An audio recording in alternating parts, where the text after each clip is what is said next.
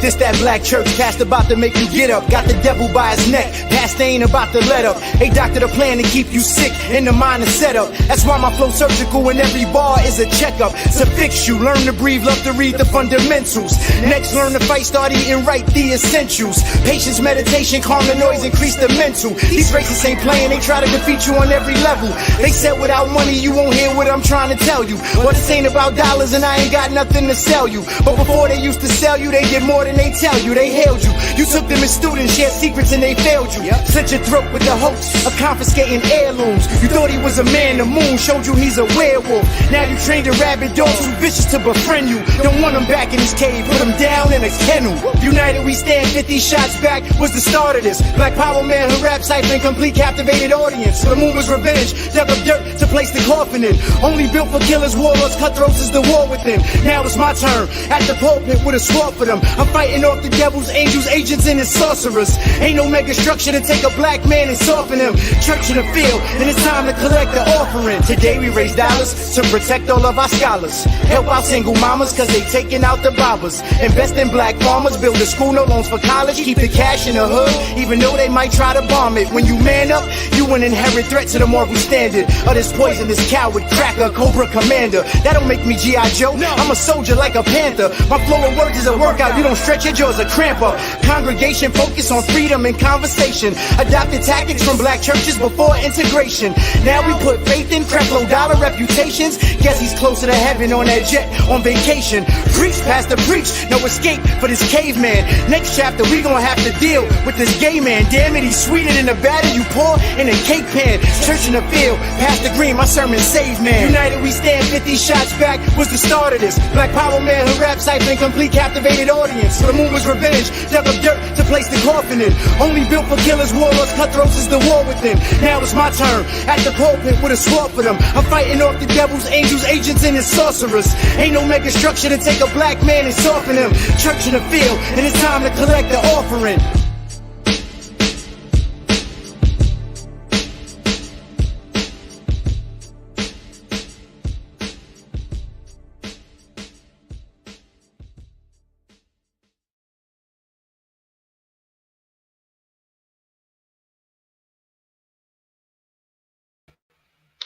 BB448, BB Tumi, Kujitiwala, Shelafini, welcome.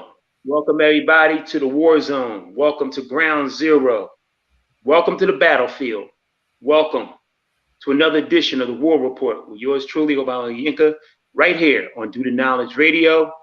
We are glad to have you once again this week. Amazing day weather-wise here in the city of Philadelphia, about 82, 83 degrees. Didn't get a chance to enjoy it, being I'm having indoor plantation, but nonetheless, I did get to enjoy it in spots. And then it suddenly thunderstormed here, and now it's cooling off a little bit. But glad to be alive, glad to be with you all. I'm well and in great spirits. I have a great guest for you all. And before I bring them on, we always go through some family particulars.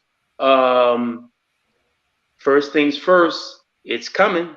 It's coming. Well, we got two events coming. We're going to talk about one of them starting tonight. But I've been talking about for the last two shows, the African Independence Day Mayat celebration, our 18th annual, coming up on Saturday, August the 6th, right here in the city of Philadelphia, in West Philadelphia, at 52nd and Pine Streets, better known as Malcolm X Memorial Park, named after our great revolutionary, African revolutionary, retributionary African, Baba Omowale, Baba El Haj Malik El Shabazz, Malcolm X. Our 18th annual is coming up Saturday, August the 6th from 12 p.m. to 8 p.m. We always started off in the morning now. We want you all there early at 10 o'clock at the corner of 52nd and Arch Streets, as we will parade. We will have our African Junkanoo Parade, our 5th annual African Junkanoo Parade, as we will process from 52nd Arch Streets through Black West Philadelphia up to Malcolm X Park, the site of the 18th annual African Independence Day Mayat celebration. And this year's theme will be Message to the Warriors named after the great literary text by Baba Imwalimu Buruti, our great Jegna. So we plan to have great speakers, great cultural entertainment, African marketplace, the Junkanoo. Of course, we want you all to be involved. We want you all to make costumes and process with us. We're working on both events simultaneously. I'll have more information at the end of the show and in the weeks to come. I'm planning that, as well as also helping to plan here in Philadelphia our Race First rally that will be happening 2-3 weeks after, on Saturday, August the 27th, which we will talk more about tonight. If there's anyone who'd like to be a guest of this program, please email me directly at obawajumi_Olàyínká@yahoo.com. My name is spelled right there on the bottom, obawajumi@yahoo.com. Any thoughts, comments, criticisms on how I can make this particular platform, this particular show better, feel free to email me. I'll read them. We could talk about it. We could discuss it. I'm very open to that. And I'm also inviting people to come on this show. I preferably would like some more sisters to come on this show. Definitely, if you're talking about things dealing in the areas of re-Africanization, family development, nation building, sovereignty, and righteous living for African people, please, you are welcome to come on this program. Welcome to come on to the War Report, as well as anyone who definitely would definitely like to come on the program. As I said, please email me once again at obawajumi_Olàyínká@yahoo.com. Please support all the great programming right here at Do the Knowledge Radio on Cash App or via PayPal.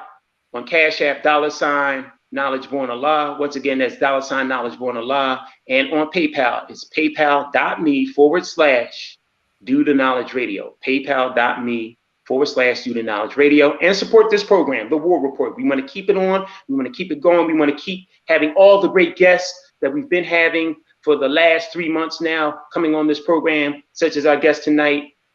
You can Cash App me. At the bottom of your screen, you see the ticker there at Cash App at $ OBAGod7. Once again, that is $ OBAGod7. Please support the War Report. Money does not go in my pocket. It goes towards future and further programming. So please support the War Report. Okay, with that being said, and now we got those particulars out of the way, I can bring on my guest, my brother in struggle, a brother who I have immense respect for, and a brother I'm so happy to be working side by side with on this great event that we are planning here in Philadelphia, as well as in 10 other cities. He is the, I wouldn't say he's the founder. I would say that it was the ancestors who worked through him to give him the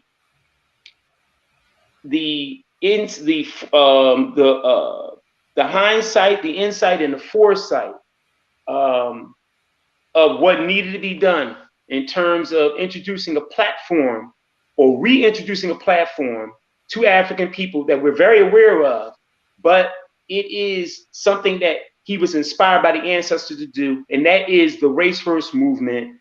I would like to introduce our guest tonight, the one and only Baba Imhotep Fatiu, the founder of Pan-African Liberation Movement, PLM, out of Tubman City. That is Baltimore City, for those of you who do not know.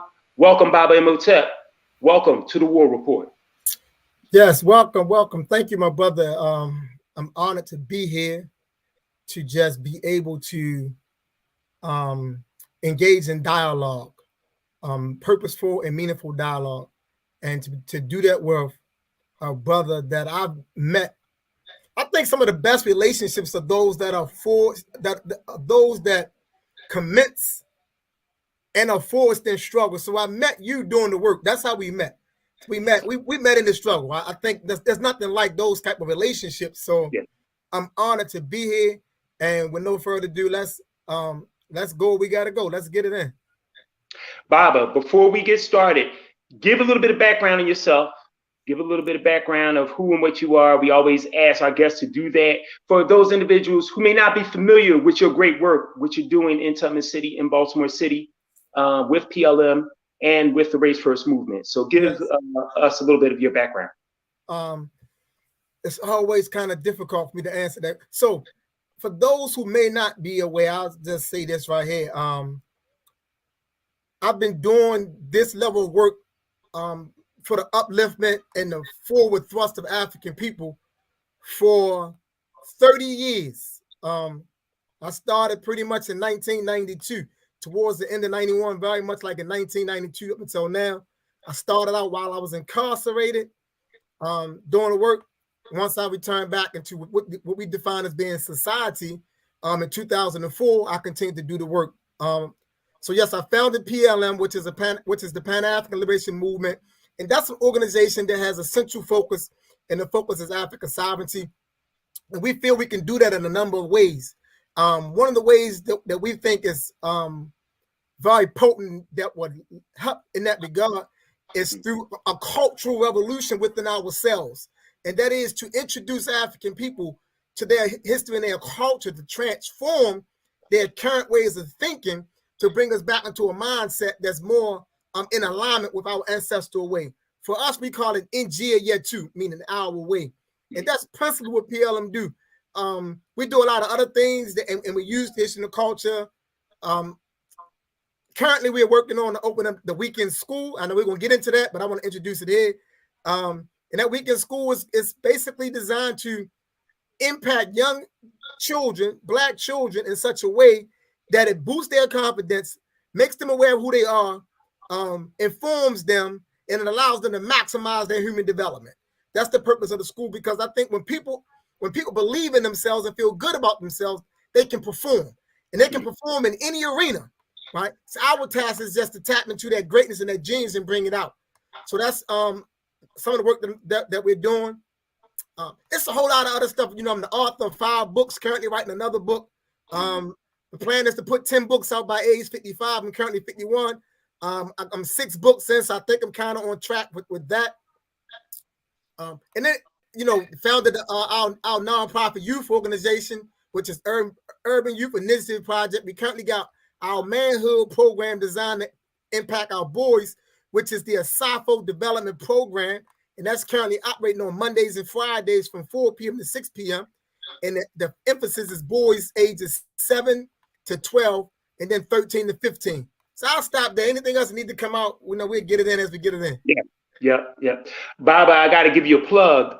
I have all your books, but definitely the one that I feel, and I'm in no way am I trying to, I'm actually going to say that sisters need to read this book as well, but it's a book that applies to us as African men, and that is African Manhood in the 21st Century by Baba Imhotep Fatiu. Please, for every Asafo warrior, brother and sister, please get your hands on that a copy of that particular book. That should be on every African's bookshelf in your study, in your personal libraries. Please get that book. That book is incredible. Actually came out with a second print of that book. So, and I'm sure, like I said, Baba will talk a little bit more about that, because he'll tell you where to order his books from as well. So with that being said, Baba, thank you. I'm gonna read something to you, and I just want to see what it brings to mind for you. Actually, I know it by memory, but I'm gonna read it to you. Thought behavior that places the social, political, and economic interests, spiritual well-being, and the overall material material of the Black race first, for the purpose of facilitating African sovereignty.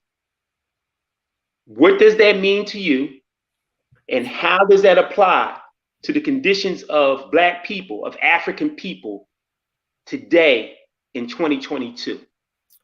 So when I hear that statement, what it means to me is that African people should have a survivalist mentality in the sense of progressive living. So I say survivalist, then I put progressive living because I don't want people to think I'm just saying we just get by to get by.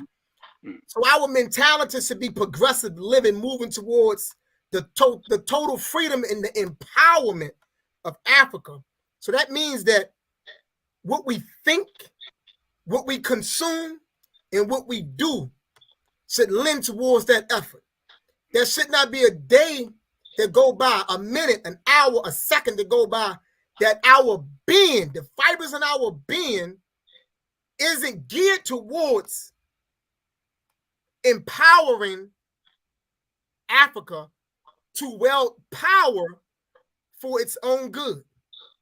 That's what that means. And it's simple. It's basic. It's an instinct. It's like thinking about the animals. They operate off an instinct. A dog is going to be a dog as long as human beings doesn't interfere. A cat will be a cat and do what cats do if it's not interfered. African people have to learn to do what African people once did prior to being interfered with. And that is, we sought to secure ourselves and put ourselves in a situation that allowed us to maximize our human development. We got to get back to that. So that's what I hear when I hear that statement. Saturday, August the 27th, right now in 11 cities, we are preparing, myself here in the city of Philadelphia, along with a number of brothers and sisters. We are preparing, along with yourself, Baba, to have the third national Race First rally on Saturday, August the 27th. And we understand that what we're doing is historic. There are many of us in this movement, many of us who are in this walk of life who are very, very familiar with the concept of race first. So it's not new to us as a concept, but the way in which we're trying to go about it, and what I know and understand, what we have developed over the last 3 years, and what this definition that you coined talks about, deals with the totality and the holistic view that we as Africans must have. So in that, what inspired you to bring about race first? Of course, like you said, us all the time, and we talk often, and you said that of course it's something that was inspired by the ancestors. It was an idea that was given to you and came through you, and you said, look, I have to do something with this. I have to bring about this idea that I have around race first. What is your initial intent, your aims, your goals, and your objectives for this race first movement? What do you want to see happen, not only just this year, but beyond? So for those who can see this shirt I got on, it says, let's get organized, right? So the National Race First Rally becomes the central mechanism around which we can facilitate organization and mobilization. So what I would like to see happen is Black organizations, whether they say the African Senate, nationalists, or Pan-Africanists, or revolutionary, I would like to see them operating in such a way that they're working in concert, right? Working in concert to achieve tangible outcomes for Black people.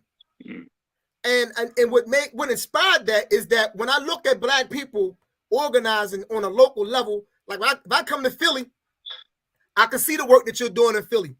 I can see the work that other organizations are doing in Atlanta. But when I step back and look at us nationally, we are fragmented nationally. There's no national representation of us. So for me, Race First is the answer to that. Race First can produce the national representation because it can build the national consciousness. And it's the lack of national consciousness that hinders our efforts at the national level. So we have to really do some work that's going to elevate and deepen our consciousness at the national level, because the national consciousness is what is going to birth national solidarity, right? If there's no consciousness, there's no solidarity. So we have to work towards that. So Race First becomes the means through which we can mobilize ourselves. And in addition, Race First becomes the national platform that identifies us no matter where we find ourselves at within this nation. If you in Alaska and someone is in Texas, if we all are standing on a Race First platform, then we are linked up within what I'm defining as being the Race First network. So we got this Race First network, and we all plug into the network. It becomes a web. It becomes a Race First web. And that's the type of power, at least symbolically, the symbolic gesture of our abilities and capacity to be unified. We can demonstrate it through that. And then after that, there are other things that we want to roll out. But essentially, when I was thinking about it, I was thinking about it from the point of view of what are some solutions that can be rolled out. Because I was sick and tired of hearing everybody critiquing Black Lives Matter. I'm talking in 2020. I was tired of that consistent critique of Black Lives Matter. So what are we going to put in place of it? So what are we going to do? Just keep critiquing? No, that's a misuse of energy and time to just to over critique it. We know what it was when it came into existence, right? Our task is to utilize whatever energies we can utilize to mobilize and organize our people for power. And Race First can do that, because it's not asking anybody to relinquish organizational affiliation. It's not telling anyone to abandon organizational sovereignty. It's not asking for any of that. It is saying, let's plug into this network and let's adhere to these principles right here, and let's work for us together. That's what Race First says. I said. Yesterday you did a live. I caught it. I always love your lives, Bob. I love your lives, man. That you do on here on that you do on Facebook. Just sharing random thoughts. And you said something that was very, very unique. Not very unique, but in a sense, it was very poignant. You said that as a people in this country, we have money. We have many individuals who are millionaires and some who are even billionaires. Money is not the problem. And money is not going to be the thing that is going to get us out of this by itself. We have no organizational mechanism in which to funnel our finances towards our liberation and our sovereignty. There's not one that exists. And so we have to create better organization. We have to create that particular conduit that I see the Race First movement, our Race First movement doing. Speak to that a little bit more, because I thought that was just totally on point, because we think that money is going to get us out of this, and it's not. So what I would say is this. I'm glad you bring that up. So like I said, yes, we have today in 2022, we have Black billionaires, and it's not just one or two of them. That's right. We have a slew of Black multimillionaires. They are everywhere now in 2022. What I realize is this: most Black people at that level don't have a sense of national identity. They don't have a sense of national identity. So the finances that they have been able to accumulate can never be utilized for the race because they don't identify at the national level. They don't have a national identity. So they see themselves as being an individual of a race rather than being in membership with the race, right? They see themselves as an isolated individual. So when I says that money isn't the issue, because you can't say that's the issue because we got black people that got money, right? It's the mismanagement, the misuse, right? And it's the disconnection with the people who has it with us. So for those people who may be listening, because sometimes, I'm going to digress a little bit, sometimes we hear what we want to hear. So a person might think that you and I are saying that money doesn't have a place. That's not what we're saying. No. See, and I know people are that we're so quick to pick each other apart, right? We come into a live, we're looking for something to try to tear apart, right? We're not trying to figure out how we can plug in. How can I rip it apart? Oh, he said we don't need no money. He don't know what he's talking about. So let me right. Let me qualify that statement. Within a capitalistic society, I understand the necessity of finance. And I know that because we are the people who do not have money. It's not that. Even the ones that's inside the hood that we see struggling, I'm breaking up. If we keep going and out, it seems like. Can you hear me now? Yeah, I can hear you. Okay. So I just wanted to qualify that. So yes, my thing is like, it's not money. Money in and of itself doesn't solve the problem. What solves the problem historically is being organized. So history shows and it demonstrates to us what has been and what can be done.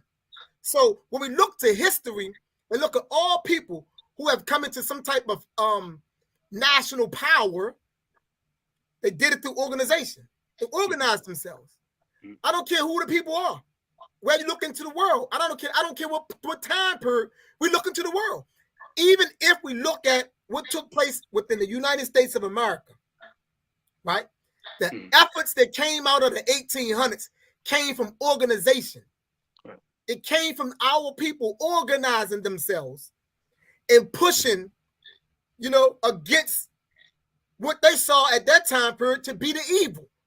And they identified principally with chattel enslavement. They pushed against it every chance they got.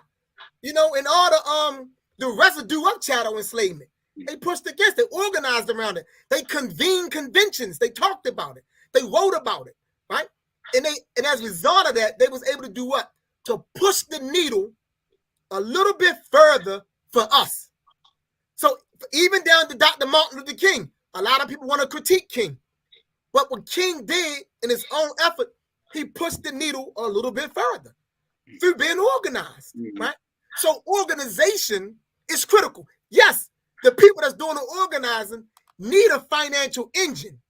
And that financial engine or that locomotion should come from the blacks who have the finances. That's right. But since they do not have any national identity, no national connection, they don't have any national allegiance, they don't fund black organizations, black institutions, or black foundations. So that's the breakdown with the black people, right? And now, I'm not just going to highlight those people, because even people within, quote unquote, the arena of being Pan-Africanist, African-centered, and nationalist, a lot of them, not all, a lot of them also don't understand the need to support and back and finance black initiatives. In my 30 years, just being out here doing the work from when I was incarcerated through research, and over the last 18 years, just being able to travel in different places and engage with different people, that understanding isn't there. It's just not there. So a great deal of the work that we have to do is in the area of raising awareness and consciousness.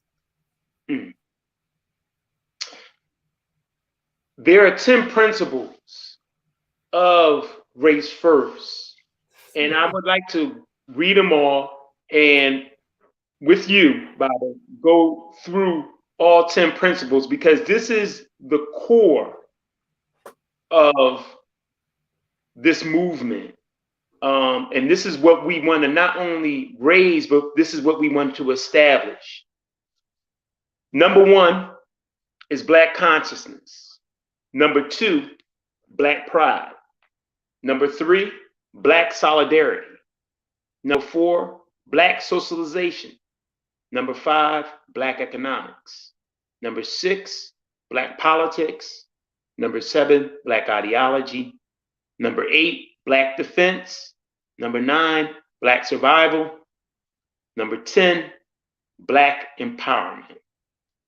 So if we could just go through each one, and you can and explain to our audience each one and its importance and its significance to the ultimate understanding and the gravity and importance of being raised first.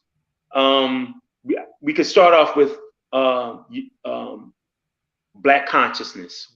Why is Black consciousness the number 1 principle, and why is it so important, Baba?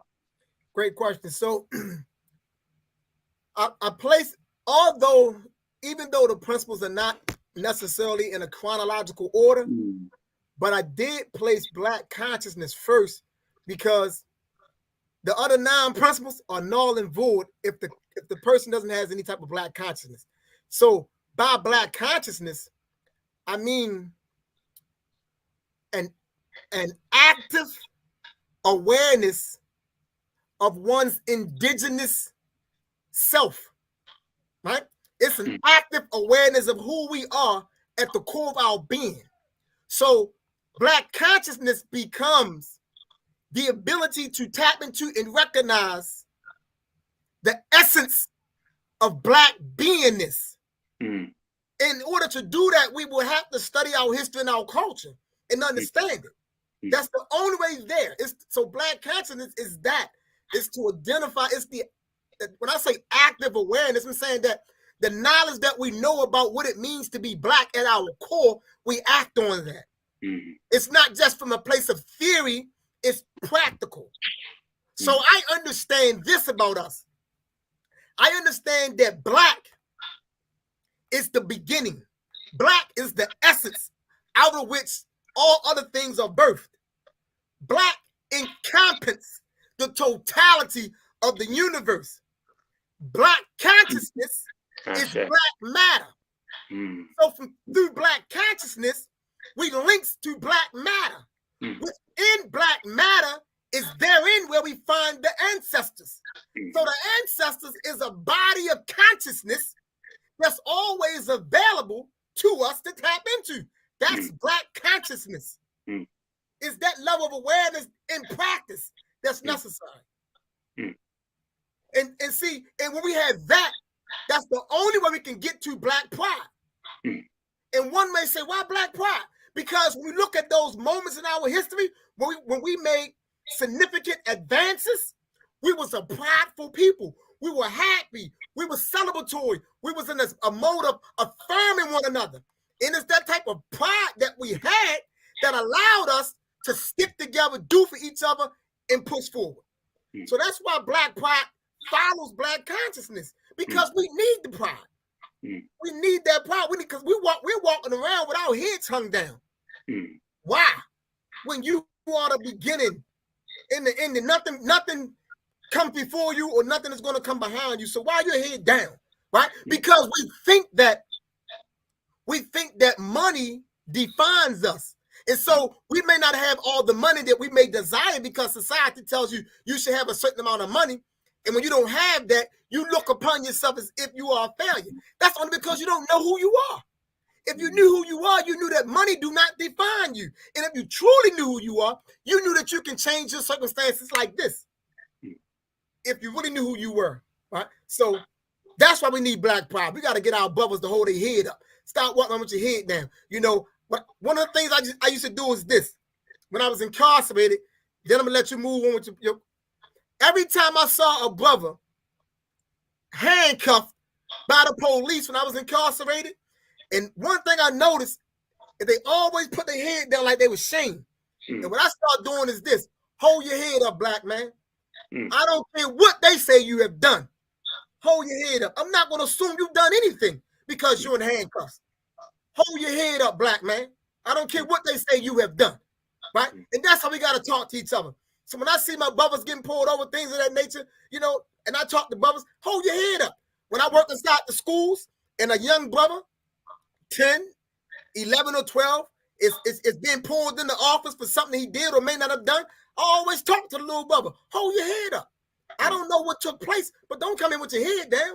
Even if you did what they say you did, hold your head up, but then just own what you need to own. But don't ever put your head down, man, like you less than or you underneath for somebody. Hold your head up. Be prideful to be who you are, right? That's black pride. Number 3, black solidarity. So it seemed like I dealt with 1 and 2 all at the same time, huh? So okay, so black solidarity. That's like this. We need to be solid. So I look at solidarity 2 ways. Solidarity is the practice, in this context, the practice of blackness being solid. What I mean is this: no backbiting, no chatter talks, you know, no wishing each other ill intent. Our blackness must be solid. We must be together. Loyalty, not trying to stand in the middle, right? Black solidarity is to be in congregation together, right? Now, that solidarity can only be produced through struggle, right? So the principle is the ideal. That principle is the ideal. Black solidarity must be forged. So it's the work that we do together, not always seeing eye to eye, having conversations, long meetings, doing the work, coming back to the drawing board. Is that forges the solidarity. The late night phone call, getting a text message, finding out that your brother's in the bind, he may need your assistance. You doing what you can do to come through. It's those types. It's that engagement that forges the solidarity.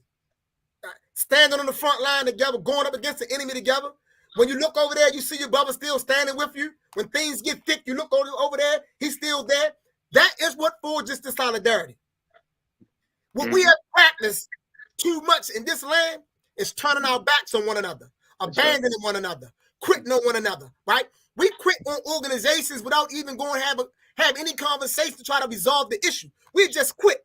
You ain't even give the people in the organization a chance to resolve the issue. You just quit.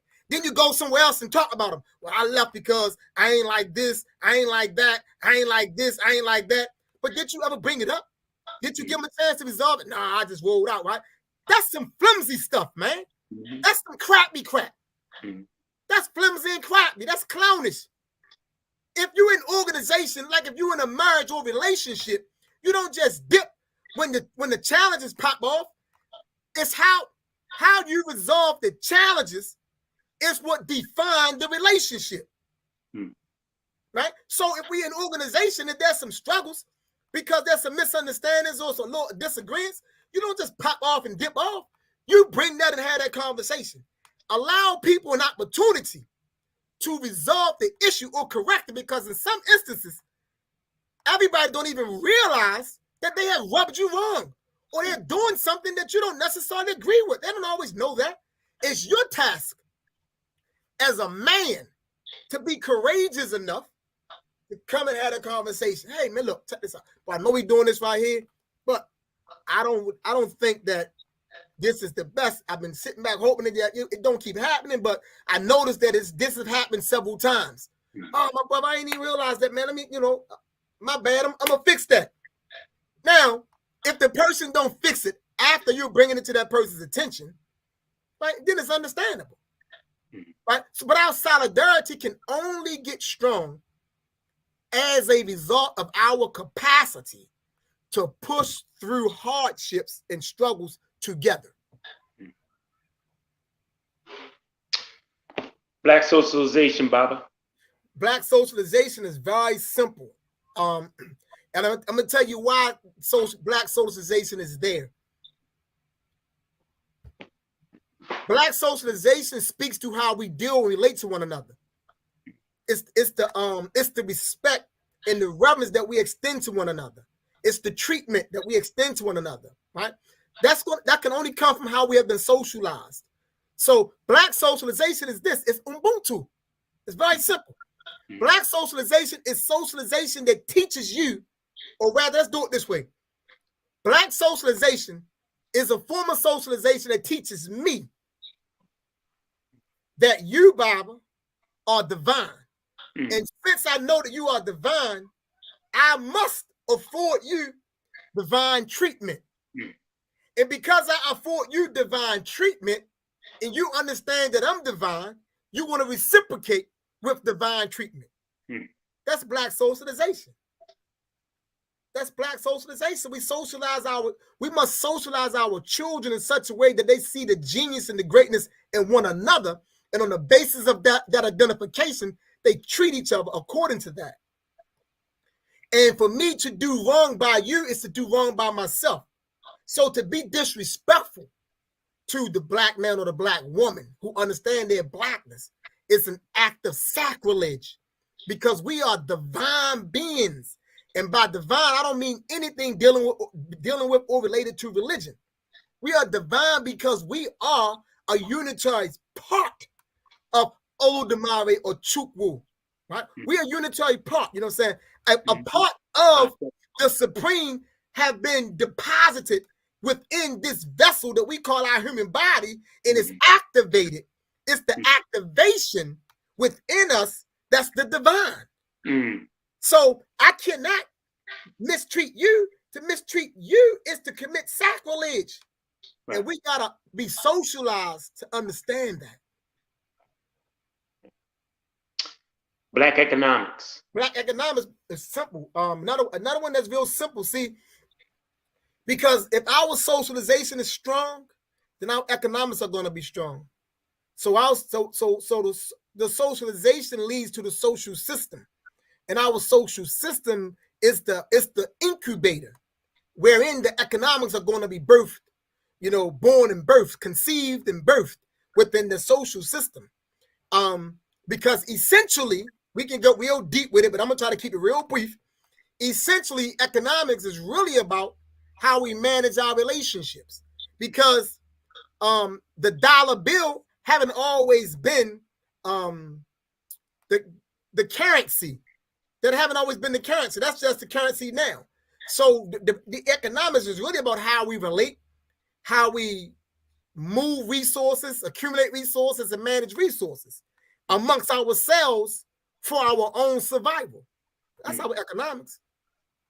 So our black economics speaks to a black economic system, and we can get into that, trying to figure out what that'll look like, and so on and so forth. We got many different black economists that's theorizing on many different things. Me personally, I believe too many of our people use too much of the European models. I don't believe that we look enough at our own stuff to recognize that we've already had systems that actually worked. We believe that Europeans created the exchange process when they didn't. You know what I'm saying? They didn't create that. We think that they did. If you get into the history of Africa, you'll see that we had forms of currency, and we dealt with business through exchange and things of that nature. We just didn't seek to exploit one another. We didn't seek to cheat one another. We didn't seek to maximize profit over people, right? We didn't do that. You know what I'm saying? For us, it was always a fair exchange, right? And that exchange was based around the capacity for us to be able to look out for one another, to look out for our community, if you will. I don't like using the term tribe. You know what I'm saying? I don't really believe tribe accurately describes who we are. And tribe is more so something that grows out of the European mentality, their mindset. So when I say community, I'm speaking to the body, whether that's whether it's say Igbo, you know what I'm saying, Yoruba, Akan, whatever, right? So it's that particular community of people, you know what I'm saying, in which the economics were designed to secure for them. It allowed them to work with other communities and exchange and build on the basis of that, to amass and build and create power on how they related within a group, and then from within a group, how they related to other groups. Black politics. Black politics. We need policies. Black politics is really to understand that at the end of the day, when we talk about what it means to be political, we're talking about what it means to put your group first. So race first is political, right? The idea of race first is a political idea. So when I say black politics, I am saying that the policies and the protocols that we adopt to regulate and direct our lives have to be policies and protocols that benefit the black race, right? If it doesn't benefit us, then it's not a politic for us, you know. So that's most of what black politics is about. Black ideology, and that's our guiding. That's our guiding system. That's our thought process. So our ideology it allows us to look into the world. It allows us to interpret phenomena perspective. You know, our ideals, our aspirations, our principles derive from our center and are subsequently utilized to direct how we go. So our ideology tells us how we're going to move, and it outlines what those ideas and what those principles are for us. So case in point, you know, a lot of people say Africanism isn't an ideology. They say it is an objective, right? Mm-hmm. And I understand why they say that and where it comes from. But Pan-Africanism has always been, and it always will be, an ideology, right? That seeks to achieve an objective. So it's not just objective, it's ideology also. Now, the reason we keep saying it's not an ideology, because we can't go nowhere and probably find, you know, a set of ideals that was written out about it and things of that nature, so we think it's not. But if you analyze thoroughly the life and times of the pioneers of Pan-Africanism, you will see the train of thought.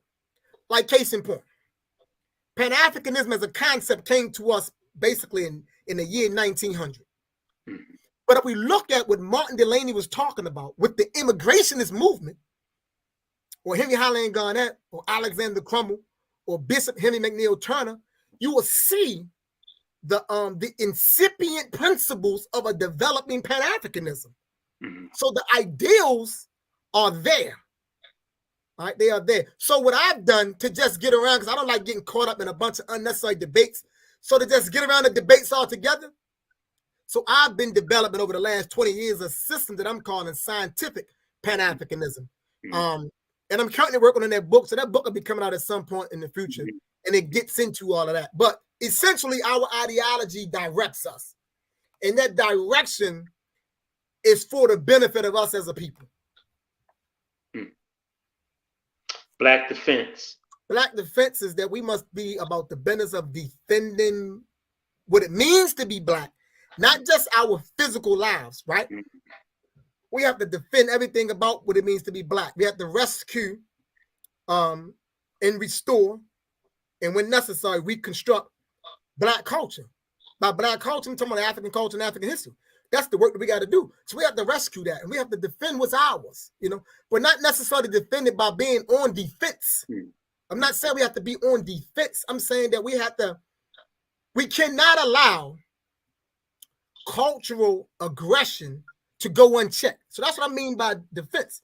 Because Check and a joke, he identified it very well. He says cultural aggression. So white terrorism is nothing but cultural aggression. We have to push back against that, because the aggression is against our way of being. We can't stand by idly and allow that to happen. We have to defend what's ours. Black survival. Black survival is essential. I didn't say black family, but essentially the survival of black people is contingent upon the survival of the black family. Agreed. Right? So, and with the survival of the black family, we have to rescue the concept and the idea of what it means to be in black relationships with a black man and a black woman. Healthy relationships. We know Baba Barudi's several years back with his book Complementarity have been pushing complementarity, and at the end of the day, that's a moral imperative for our people to be in complementary relationships, because out of a complementary relationship comes a family. And when you have several strong families working in concert, you have a community. Right? So our survival is hinged upon that, the family. And our family is a representation of our culture. So culture becomes the surviving mechanism. That's our life force, our culture. It gives us life and it gives us sustenance that allow us to maintain life. And number 10, Black empowerment. Black empowerment is, I would say, for us, is Black empowerment would be a prerequisite to African sovereignty. We must be demonstrating at some basic level the capacity to demonstrate power through the acquisition of power. And once that's taken place and it's organized, then we can move on to the next stage of African sovereignty. Interesting enough, I had a conversation just a few days ago with a brother, and I was talking about the Race First movement, and you know how we're continuing to organize and mobilize for that in Philadelphia on Saturday, August the 27th, along with all the other Race First rallies that will be happening on the same day simultaneously. And brother was saying to me, well, you know, man, you know, what you're telling me about this whole Race First movement is that basically this is something that many people associate with the teachings of the Right Excellent Honorable Marcus Messiah Garvey, which they should. But Race First is also an ideology that, although it was brought to the forefront by the Honorable Marcus Messiah Garvey, it's an idea that existed even before Mr. Garvey. And what I was trying to say to the brother is that this is a continuation of that work. You know what I mean? Nobody is trying to disrespect or trying to lessen the significance and the impact of the Right Excellent Honorable Marcus Messiah Garvey. I myself, you know, being a member of the UNIA ACL right here in Philadelphia, who loves Garvey more than myself. You know, I definitely am a student of fundamental Garveyism. I live it each and every day. So there's no way I would be a part of a movement that would disrespect his work. And that I see that what we are doing, or what we're striving to establish through this Race First movement, is a continuation of that work, a line of lineage, you know what I mean, so to speak. So in many senses, speak to that, how this is a continuation of work that not only was started by the Honorable Marcus Messiah Garvey, but actually predates the Honorable Marcus Messiah Garvey in terms of the idea of Race First. Yes. So I do agree. So for a point of clarity for those who may be watching or may watch at some point, what we have to understand is that it's our responsibility and a part of our task to stand on the shoulders of those who preceded us. So with the Race First movement, it's taking a phrase that Garvey used a lot and making the phrase a movement itself, because Garvey, you know, was the UNIA and he taught African fundamentalism, right? Which he spoke about Race First weaved into it. But for us, Race First becomes its own unique movement that's taken on its own identity. But the idea of Race First, like all of our ideas, you know, they always in our history somewhere. It's just a matter of us doing the research. So you have the Bishop Henry McNeil Turner was considered a race man that thought about race first within his career, you know, and that was in the 1800s coming into the early 1900s. So So race first, just like I said about Pan-Africanism, these concepts, they are there because they are timely. So the same way Garvey came along and Garvey started saying it, and if anybody study Garvey, you can see Garvey's alignment with all that was taught in the 1800s. In Garvey, you see Martin Delany, you see Alexander Crummell, you see Henry Highland. All of this in Garvey, because Garvey was a student of history. When it's within his philosophies and opinions, what he say? He says, Garvey say, study history incessantly. Garvey said that. The Honorable Martin Garvey said, study history incessantly. Yeah. The word incessant literally means constant. Mm-hmm. So Garvey was a student of history. He was drawn to the USA because of Booker T. Washington. So clearly he studied, he looked into the past and pulled out of the past for the most part. So, but that's neither here nor there, because this is what we're supposed to do. The same way, once at some point you and I will transition. Hopefully we've done our work well for someone to come along and stand on our shoulders and push our work a little bit more further. That's what it's all about, and where, I'm quite sure, right now in the ancestral realm, Garvey, his hand is in this movement. And I'm quite sure that when I transition and my burial rights are true and exact, and at some point I'm accepted into the ancestral realm if I qualify, I'm quite sure that, it ain't gonna be no disgruntled beef between me and my Baba Garvey, I'm quite, because it's like he's all here, so it's no big thing, But for those who aren't studying deep enough to transform themselves, right, to allow themselves to grow, they will always think incorrectly about what we're doing. Why a national movement is some of the things that can be said in 2022. A lot of people could be on board with what it is that we're doing.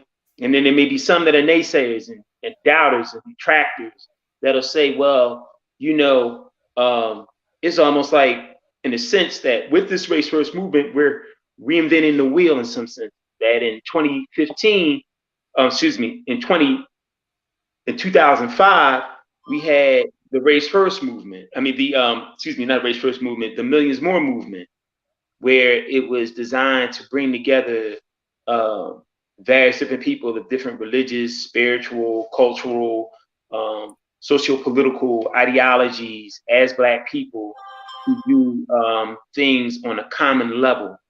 And some people see it as a success, and there's a number of people that I come in contact with often that say that it was a failure. So what makes the Race First movement different from the Millions More movement? How is it going to be successful? Is it going to achieve its goal of beginning to re-energize and reinvigorate Black people, African people, to really put us as a people and our race first? Great question. I would say this. I think any Black movement or Black effort or Black initiative that's sincere in its work towards helping Black people, I think they all are the same at the superficial level. I think what happens is where we differ at, which is great. I think we differ in methodology sometimes. So I would say this: the Million More movement and the Race First movement, I would say at the surface, they're the same in the sense that they both were. That was and this is a movement for Black people. Now, where we differ at, for me, is methodology. So what I'm saying is this: what I'm laying out, and as we rolling out, is more of a strategy, right? So with the Race First movement, we are saying, let's get organized, right? We say, let's get organized. And so then we identify 4 basic levels of organization that we say should occur. So at the base level, we're saying that the common people in our communities must get organized, right? So that's level number one. And we say level number two is that the common people and the groups that are working on their behalf need to be in organization together. That's level number two. Then level number three is that the organizations within their own cities must be organized together. Because too often you got a lot of organizations in the same cities that don't work in concert, don't support each other, and they're not organized, right? So we say we need to organize at that level. That's level number three. Then level number four is we say we need to be organized at the national level. So I think that Race First differs in the sense that there's a strategy to it, and there's guiding principles, and there's an overarching definition, right? And I think when you have those things in place, that organizes thought. And as we organize in the thought of the people, it can better align people on the same page. So I think that's where we slightly differ, only in that regard.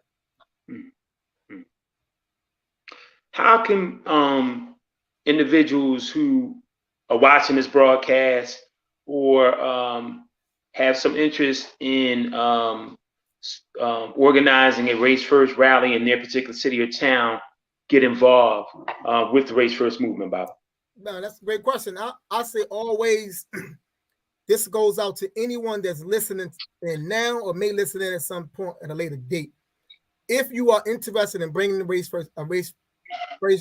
First rally to your city, being a part of Race First movement, inbox me directly on Facebook.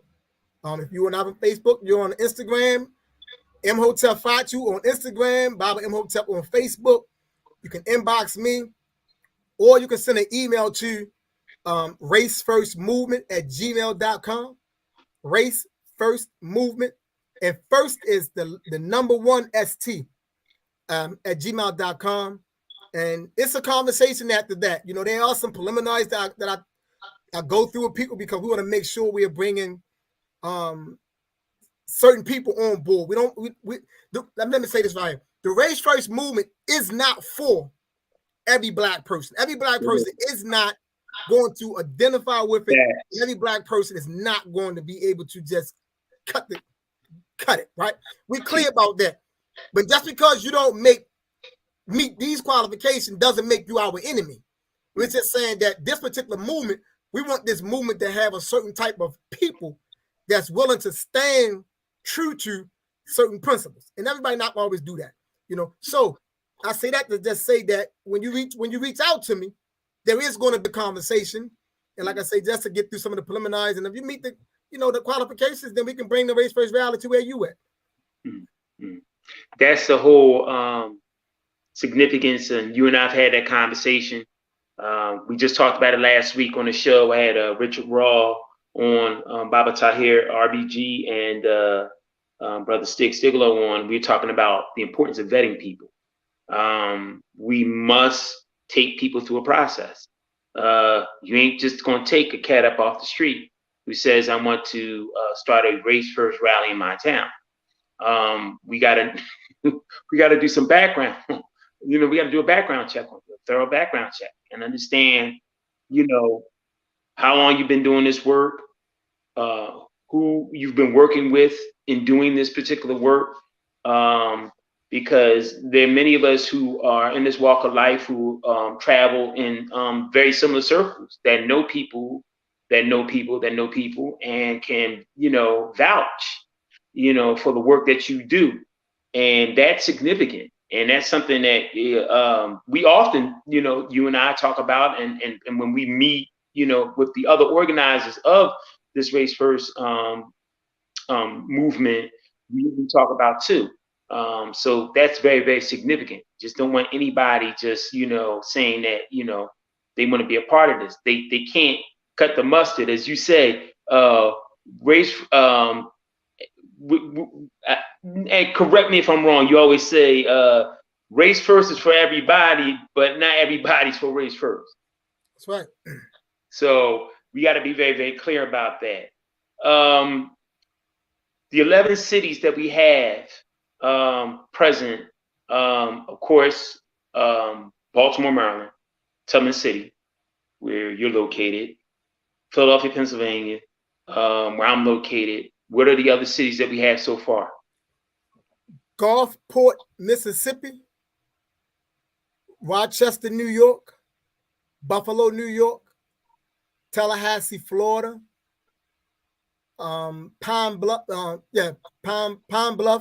Arkansas, Cincinnati, Ohio, St. Paul, Minnesota. Yes. Yep. And then we have Shreve, yeah, Shreve, Louisiana. Shreveport, Louisiana. Yeah. Okay. Yes. Yeah. So we have 11 cities so far, and I'm sure that we will definitely be having more cities add on, hopefully. Are there any comments or things you want to, end with, Baba? Anything you want to discuss with us? What I would like to discuss, I just think it's very important that as a people that we so I'm gonna share some concepts that I'm working on. Okay. So one of the things that I've been working on for about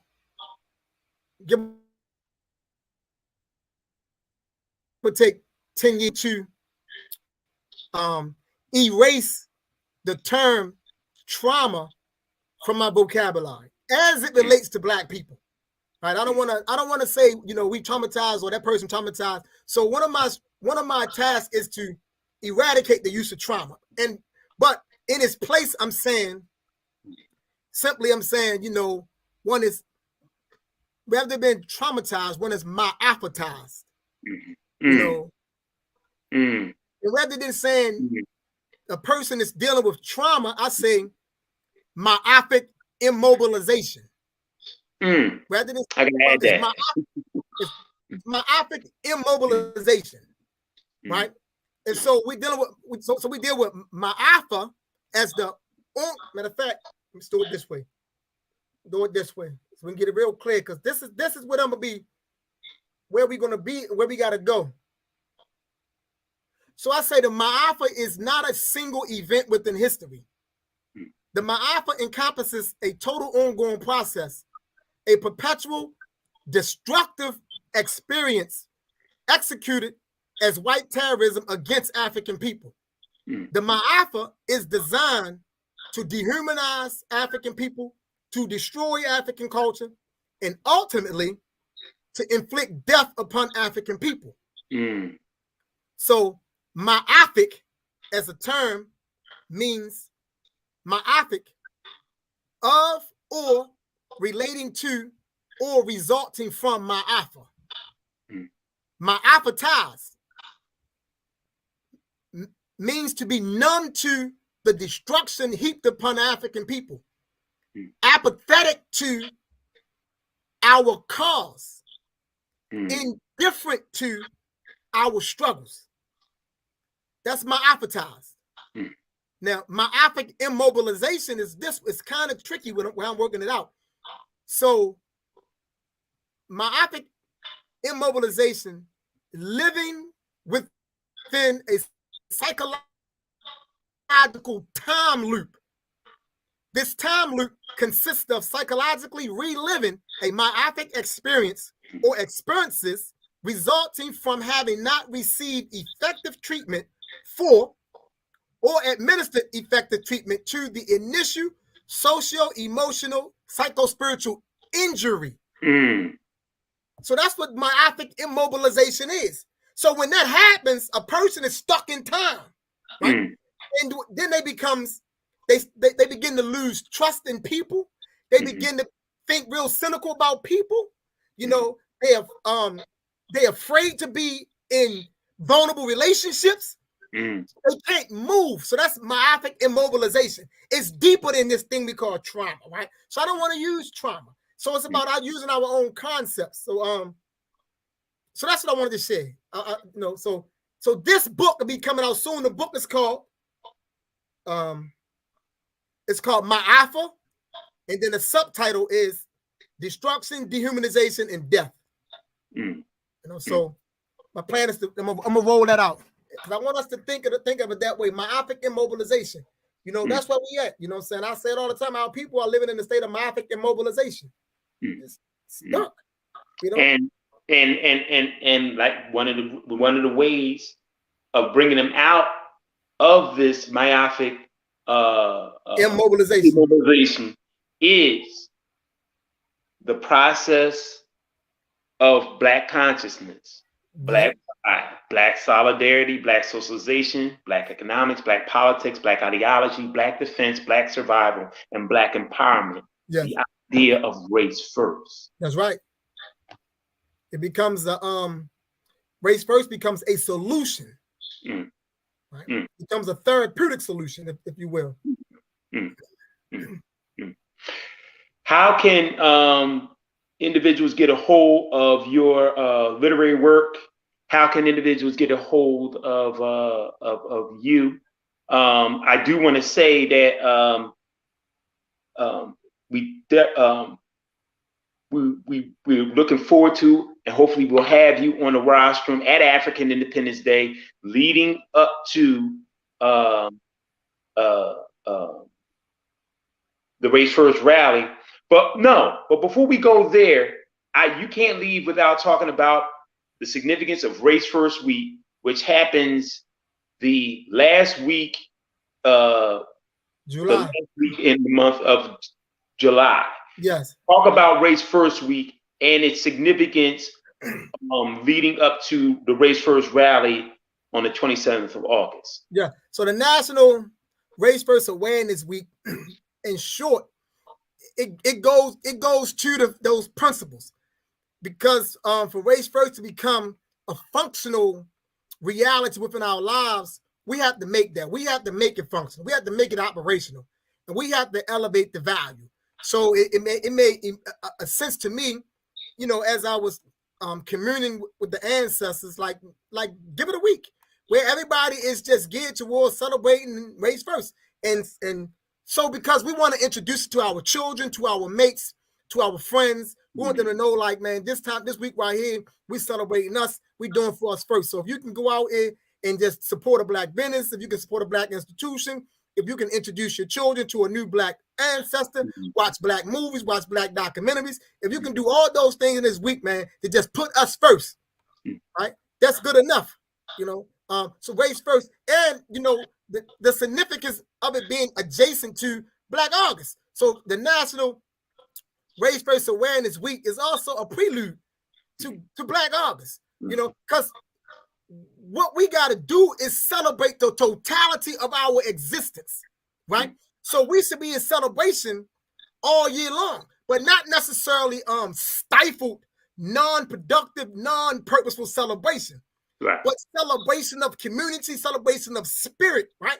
To keep us grounded and focused on the work that we got to do. So that's why you have what is known as holy days and rituals and ceremonies and feasts. All of those things are designed to bring the group together, to be in communion, to bring the ancestors there, to reinvigorate, to reshift, to get refocused, to go back out, to keep doing the work. So that's why it was crucial and vital for the National Race First Awareness Week to be situated the last week before we go into Black August. So where can individuals get a hold of your literary work, Baba?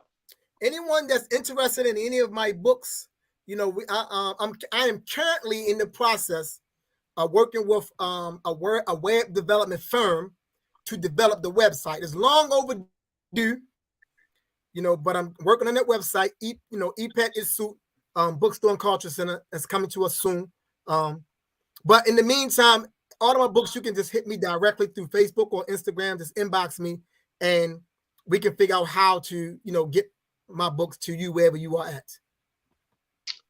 And let's talk about the Komoyo Shule Africana, the weekend school that you will have for the young Watoto in Tubman City in Baltimore City, opening very, very, very soon. Let's talk about that because I know you're super excited about opening up this school. You've been working hard. You've been doing lives and painting and, you know what I mean, doing a sheetrock work and spackle and getting everything together, getting the desk and all of the supplies and things of that nature ready and prepared to open up the Comoyo Shule Africana. Speak to us about it. So yeah, you're correct. I am excited about this level of work here because I've always since I've been doing this work, education have always been a part of what I do. Because I'm committed to raising the awareness of our people. So I'm always in the educating mode. And to be creating what I would say a miniature institution specifically designed to educate young people is very exciting because I know that if I interview and bring in the right parents, because I'm not out for any child, right? I only want the children of the right parents. And my reason for that is this: if it's the wrong parents, it's gonna have the adverse effect anyway. The parents got to be invested. The parents got to understand the importance of what Comoyo Shule Africana represents and stands for. So I'm excited for that because I know that we are going to develop some young people. We are going to make them sharp. So some of the things that's going to be taught there, in addition to the basic academics, I don't want to go through all that, but other things that we'll teach there, we're going to deal with what I think is crucial. And I'm going to teach it myself. We're going to deal with African philosophy. But under the banner of African philosophy, we'll get into cosmology, we'll get into mythology, we'll get into folklore. All of those things, they are crucial to developing the thinking of the children, right? We'll get into the morality because we want to talk about character. Oftentimes, oftentimes in education, no one really thinks about development of character, but that's the basis of education. It's to make people good people. The basis is to make you a good person. Because if you're a good person, then you're going to know how to utilize any other skills that you acquire. You're going to know that those skills should be utilized in the service of your people. But we got to build up good children. So character. I'm going to deal with African proverbs, the work on their thinking. What I've learned is this: a lot of emphasis are placed on, we use the word critical thinking. Everybody says that. You got to be a critical thinker. And essentially, people are talking about being analytical. That's an imbalance that we deal with. So the emphasis are placed on analysis in the West more, but it got to be a balance. So for us, not only would I teach analytical thought, we're going to teach symbolic thought and synthetical thought, because that's what we are, right? So African people, there's a balance between the analytical thinking, the synthetical thinking, and synthesis. What I mean by synthetical is synthesis and symbolic thought. So we're going to get into that. We're going to get into a little bit of Kiswahili, but not necessarily trying to teach the language per se. But I will introduce terminologies and words and concepts because that also impacts the young people. So things like that, and we're going to deal with like elocution or teach them how to elocute. Basically, they might learn different speeches. I might abridge different speeches from some of our ancestors. They were learning. I'm going to share some of the books they're going to be reading, right? Hold on. Okay, Bob. Okay. As we will definitely continue on this, Bob. Okay. Yeah. So one of the material that I'm going to use is called the Afrocentric Self-Inventory and Discovery Workbook. And what it's designed to do is to help whoever the person is, primarily the young person, to come into an Afrocentric awareness of themselves. So it's different things they're required to do in here, different activities and stuff like that. We'll go through all of that, different words and things like that. So that's going to be a part of it. And they're going to study a lot of these little small books like this. George Washington Carver, Ida B. Wells. You got Mama Hyatt.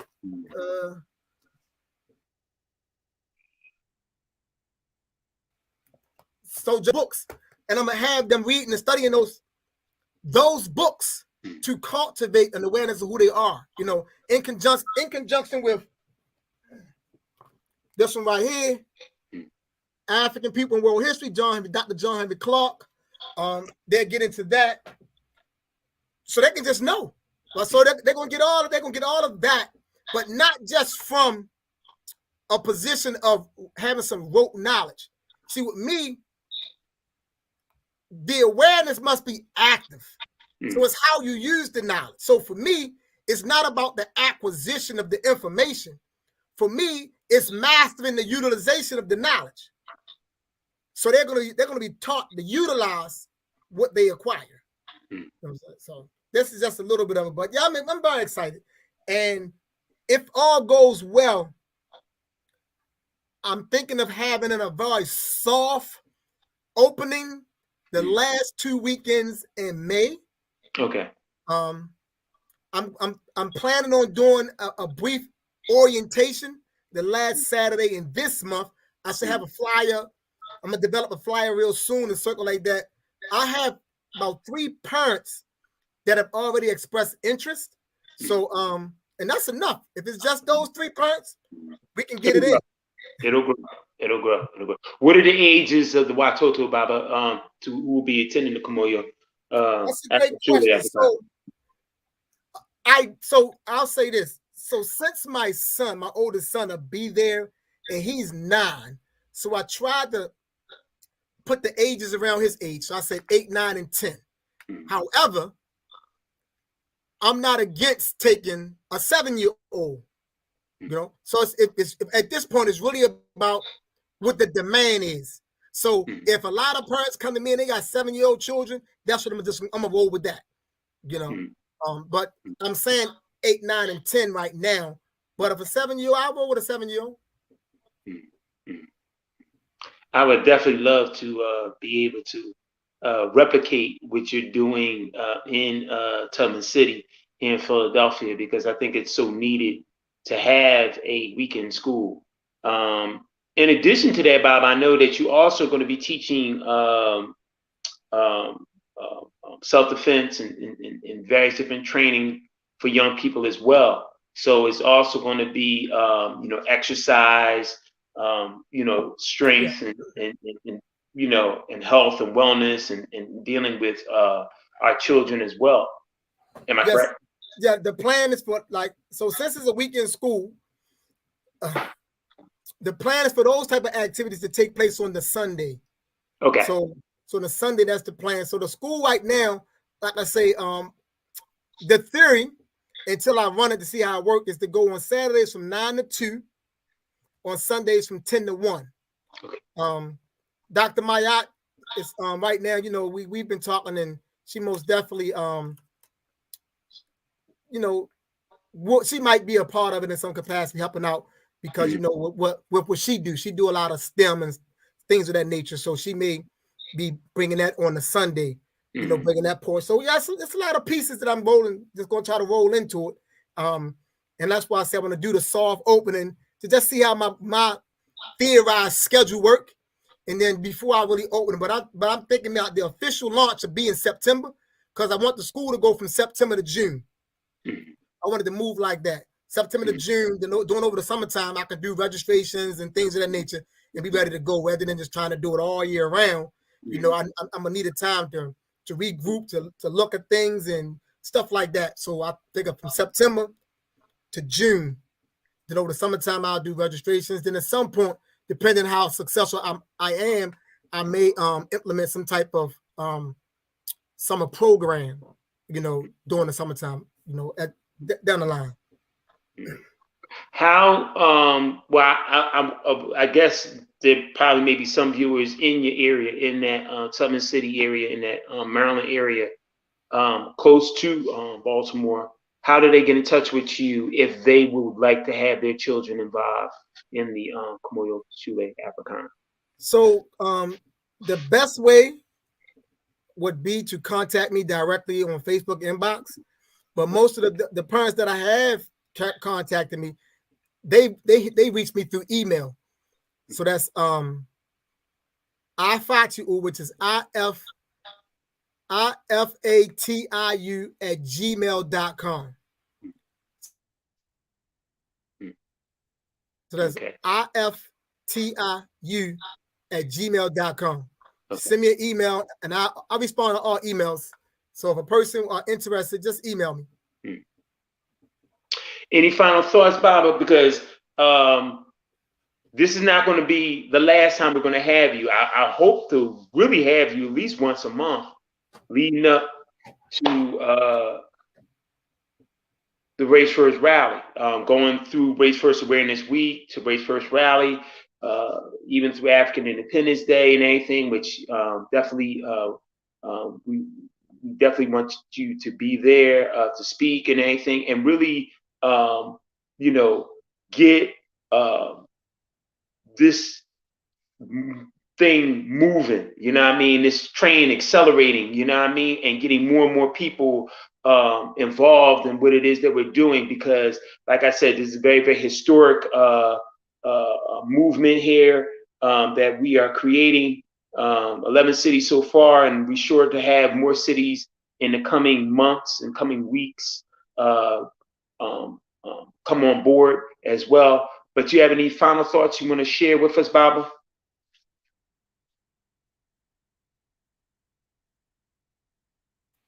I was on mute. I apologize. No problem. So, yes, my final thought is this.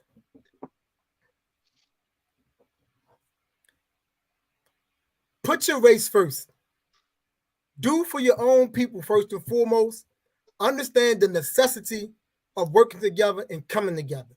Push through whatever your differences are. Push through those things.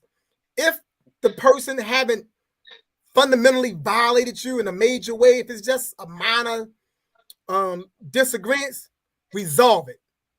Let's close our ranks, resolve those minor issues, and let's work together.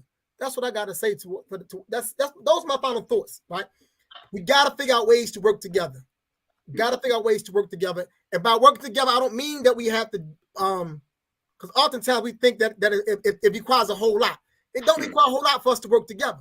It just requires for us to respect one another and support, look out, and cheer each other on and help each other when we can. Do what we can do. Let's show each other that we're not one another's enemies. That's all what I'm saying. Well, I'm proud to be a part of and work side by side with you in terms of the Race First movement. Like I said, hope to bring you back on, but also to bring on the other individuals representing their respective cities who are part of this particular movement. I think this is a great thing. I think this is something that is well overdue. And I think that not only would the Right Excellent Honorable Marcus Mosiah Garvey be proud, but all of our ancestors would be proud. And I know that there are a lot of people that you and I commonly know that stand behind what it is that we're doing. Yeah. As you always say, we're making history. That's right. No we're doubt. making, that's we and are. Ancestors being behind it, you know, we should be very, very successful in our endeavors. Oh, one more question. Where will the Race First Rally be taking place in Baltimore? Because I'm going to tell folks where it's taking place here in Philadelphia if they don't already know. Yeah. So in Baltimore City, the Race First Rally, it always happens at the Lafayette Square Park, and that's at 2 p.m. But we always convene at 1 p.m. at the Henry Highland Garnett Park, which is located at Drew Hill Avenue and Lafayette Avenue. So if you can get to Drew Hill Avenue and Lafayette Avenue at 1 p.m., that's where we convene at, and then we'll walk from there over to Lafayette Square Park. August 27th, 2 p.m. Here in Philadelphia, it's also 2 p.m. We will convene at Carroll Park, which is 58th and Girard Avenue. That's 58th and Girard Avenue, but we will meet at 1 o'clock at the corner of 52nd and Girard, and we will process and make our way to 58th and Girard Avenue at Carroll Park, where the Race First Rally will take place. But we're asking for people to meet at 1 o'clock at 52nd and Girard so that we can walk our way up to 58th and Girard Avenue for the Race First Rally here in Philadelphia. Like Baba, it's been great having you as a guest. Thank you for coming to the War Report. This will be the first of many times we will have you within the next few months. So looking forward to you coming back. Thank you. Appreciate it. Looking forward as well. All right, Baba. Baby 488, race first. Race That's first. Baba Imhotep Fatiu out of Baltimore City, aka Tubman City, for those of us that know. The founder of PLM, the Pan-African Liberation Movement, and the inspiration behind the Race First movement, as we are embarking on the third National Race First rally to take place Saturday, August the 27th, 2022, right now in 11 different cities, and Philadelphia is one of them. And I am the local organizer here for the Race First Rally. You can get in touch with me about both the Race First Rally and African Independence Day. You can email me directly at obawajumi_olafia@yahoo.com. My name is right there on the bottom, my first and my middle name. So that's obawajumi_olafia@yahoo.com for any information that you would like on the Race First Rally, how to be involved, how to participate in the Race First Rally that will be taking place on Saturday, August the 27th.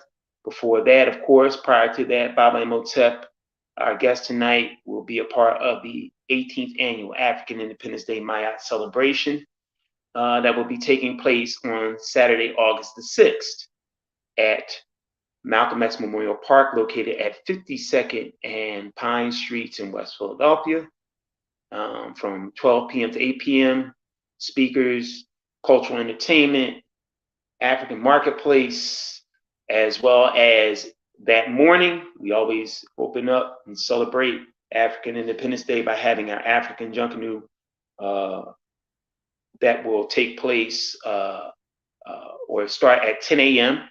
at the corner of 52nd and Arch Streets, and we will process our way. Everybody who knows what a Junkanoo is, coming out of the traditions of the Caribbean and the various different islands such as Jamaica, Haiti, Church and Caicos, that tradition which actually gave birth to what crackers stole and now called the Mummers Day Parade. But beautiful costumes were made out of junk, out of things that people found in their home, and they made beautiful costumes. And so the idea of it is that we want people to make their own costumes and be a part of the Junkanoo Parade that will go from 10 a.m. to 12 p.m.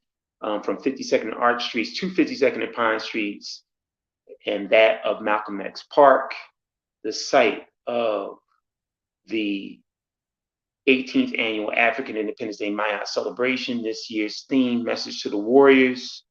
More information to come. You can go to our website at africanindependenceday.org, which is under reconstruction and should be back up within a week or two.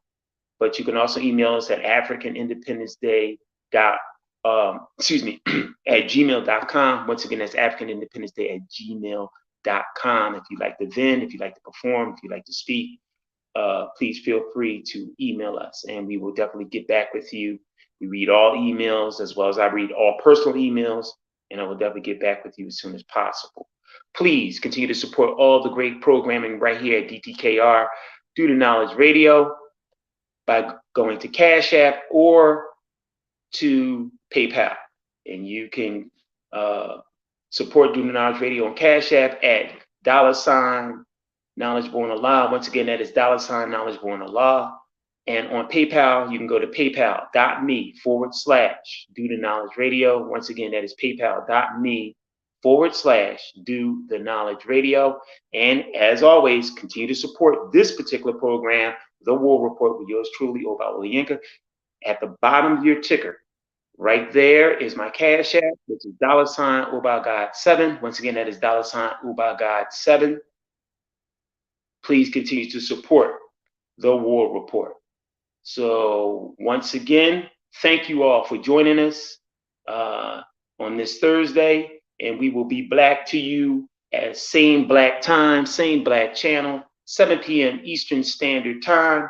I'm going to thank my man behind the boards, the CEO and founder of this great station, of this great platform, Through the Knowledge Radio, the one and only, the God, Knowledge Born Alive, for all the work that you do in bringing us the War Report each and every week, as well as all the great programming right here on Through the Knowledge Radio. So we'll see you once again, 7 p.m. Eastern Time, Eastern Standard Time, right here for another edition of the War Report with yours truly, Olàyínká. Thank you all for joining us. And as we always say, a Bibi Fohodie, Bibi Tumi, Kujiti Wala, Odabo. We'll see you next week, 7 p.m. Eastern Time for the War Report. We out.